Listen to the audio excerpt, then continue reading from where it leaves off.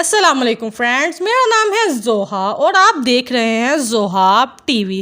آج کی ویڈیو میں ہم آپ کو ایسے لڑکے کے بارے میں بتائیں گے جو 12 سال تک اپنے ہی جسم میں قید رہا۔ تو شروع کرتے ہیں ہم اپنی ویڈیو۔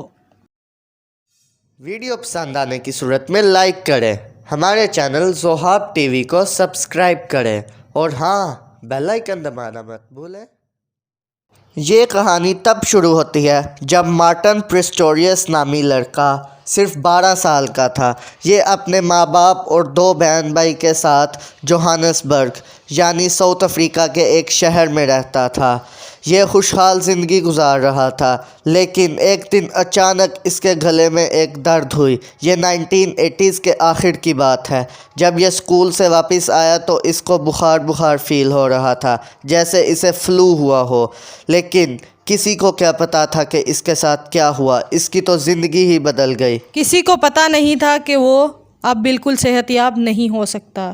وہ بالکل پیرالائز ہو چکا تھا، اس کی باڈی بالکل حرکت نہیں کر رہی تھی اور ڈاکٹرز کو بھی سمجھ نہیں آ رہی تھی آخر اسے بیماری کیا ہے جس کی وجہ سے یہ پیرالائز ہو چکا ہے۔ اس کی آنکھیں کھلی تھی، سانس چل رہی تھی، لیکن وہ کسی کے ساتھ آئی کانٹیکٹ نہیں کر سکتا تھا، نہ وہ کسی کو سن سکتا تھا، نہ کچھ محسوس کر سکتا تھا۔ وہ جیسے زندہ لاش بن کے رہ گیا تھا۔ ڈاکٹرز نے مارٹن کی فیملی کو بتایا کہ وہ ایک ایسے کوما میں ہے جہاں پہ وہ نہ کسی کو دیکھ سکتا ہے، نہ کسی کو سن سکتا ہے اور نہ ہی کسی کو محسوس کر سکتا ہے۔ ڈاکٹرز کو تو یہ بھی لگتا تھا کہ وہ کبھی بھی مر جائے گا۔ ڈاکٹرز نے اس کی فیملی کو یہ بتا دیا تھا کہ وہ کسی بھی وقت مر سکتا ہے۔ اس کی فیملی یہ سن کر شوق میں تھی۔ وہ تو غمگین ہو گئے کہ آخر ان کے بیٹے کو ہوا کیا ہے، جو یہاں موجود تو ہے پھر بھی موجود نہیں۔ دوستو، مارٹن کے پیرنٹس کو معلوم نہیں تھا کہ وہ اب کیا کریں۔ مارٹن کے ڈیڈ روٹنی روز رات کو 2 گھنٹے بعد اٹھا کرتے تھے تاکہ وہ مارٹن کا خیال رکھ سکیں۔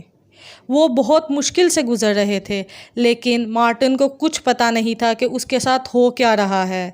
کسی کو اس بات کا اندازہ نہیں تھا کہ 4 سال بعد مارٹن اس کومے سے باہر آ رہا تھا، وہ ٹھیک ہو رہا تھا۔ اس سب کے دوران مارٹن کو لگتا تھا کہ اس کے دماغ میں دھند بھری ہے۔ اسے سمجھ نہیں آتی تھی کہ اس کے ساتھ ہو کیا رہا ہے۔ اسے لگتا تھا کہ وہ ایک خواب دیکھ رہا ہے، لیکن پھر ایک معجزہ ہوا اور اسے ہوش آ گئی۔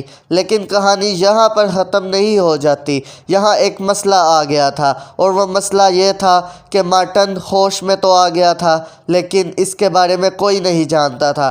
یعنی مارٹن کے ہوش میں آنے کے بارے میں صرف مارٹن ہی جانتا تھا اور کوئی نہیں جانتا تھا۔ مارٹن نہ تو بول سکتا تھا نہ ہل سکتا تھا، لیکن اس کو سب معلوم تھا۔ جو اس کے ارد گرد باتیں ہو رہی تھیں اور دنیا میں کیا چل رہا ہے اسے سب معلوم تھا۔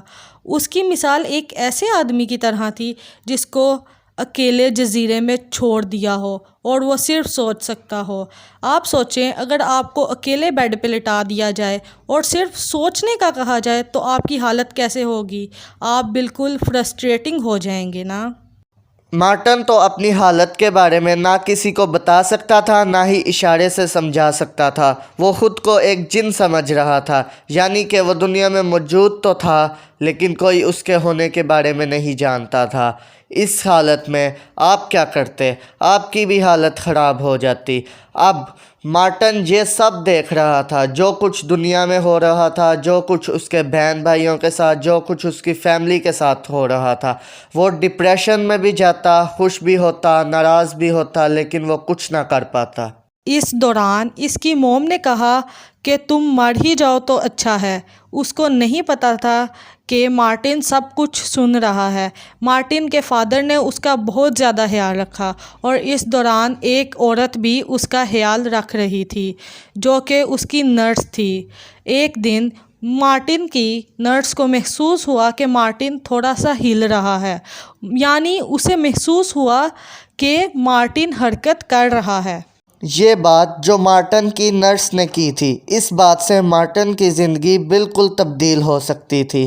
وہ بالکل ٹھیک ہو سکتا تھا، لیکن اس بات کا ابھی اور کسی کو نہیں پتا تھا۔ اب دیکھیں آگے کیا ہوا۔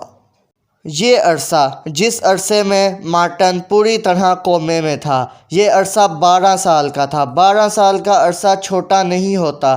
بہرحال یہ نرس جس نے یہ سمجھ لیا تھا کہ مارٹن ہوش میں ہے، وہ ڈاکٹر کے پاس گئی اور اس نے بتا دیا ڈاکٹر کو کہ مارٹن ہوش میں ہے۔ اس کے بعد مارٹن کی فیملی بھی ڈاکٹر کے پاس گئی اور انہوں نے بھی ڈاکٹر کو سب بتایا، جس کی وجہ سے مارٹن دنیا سے ایک کمپیوٹر کے ذریعے کمیونیکیٹ کرنے لگا، جس کی وجہ سے اس کی زندگی پھر سے بحال ہو گئی۔ وہ بہت خوش تھا، اس وجہ سے اس نے اپنی پوری زندگی کی کہانی ساری دنیا کو بتا دی۔ مارٹن اب ویل چیئر تک محدود ہو گیا تھا، لیکن اس نے اپنی ہمت نہیں ہاری اور وہ محنت کرتا رہا۔ وہ کالج گیا، اس نے ایڈمیشن لیا، کمپیوٹر سائنس پڑھی اور اپنی ویب کمپنی تک بنا لی۔ اس دوران اس کی شادی اس کی بہن کی ایک دوست سے ہو گئی جو کہ یو کے میں رہتی تھی۔ اس وجہ سے مارٹن بھی یو کے شفٹ ہو گیا۔ یہاں تک کہ مارٹن نے کار چلانا بھی سیکھ لی تھی جو اسپیشل اس کے لیے ڈیزائن ہوئی تھی۔ مارٹن نے ایک کتاب لکھی جس کا نام گھوسٹ بوائے تھا۔